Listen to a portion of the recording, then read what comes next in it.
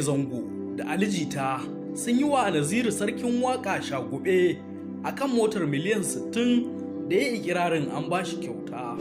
A jiya mun kawo muku bidiyon mawaki Naziru Ahmad wanda aka fi sani da Naziru sarkin waka, inda a cikin bidiyon ya yi bayanin yadda ya je biki na wani ɗan siyasa kuma tsohon ɗan takarar gwamnan jihar Bauchi a shekara ta 2003 wanda aka fi sani da ɗan Cana, inda ya ce an ba shi kyautar mota ƙirar wagon 2019 wacce ake hasashen kuɗin motar ka iya kaiwa naira miliyan 60.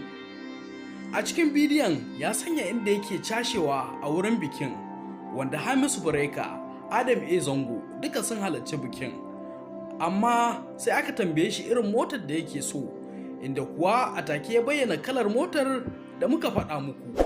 Bayan bullar bidiyon mutane da dama sun yi ta bayyana ra'ayinsu, inda wasu ke ganin da wuya idan wannan lamari ka iya tabbatuwa.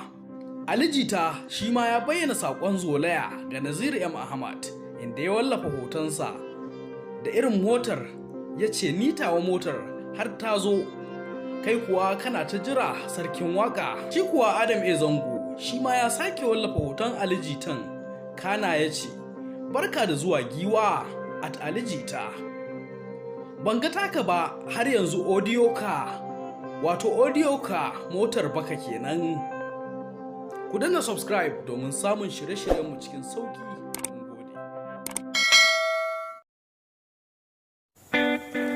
Ku danna subscribe domin samun sababbin shirye-shiryenmu cikin sauki. Sannan ku danna ƙararrawar sanarwa don sanar da ku da zarar mun ɗora bidiyo.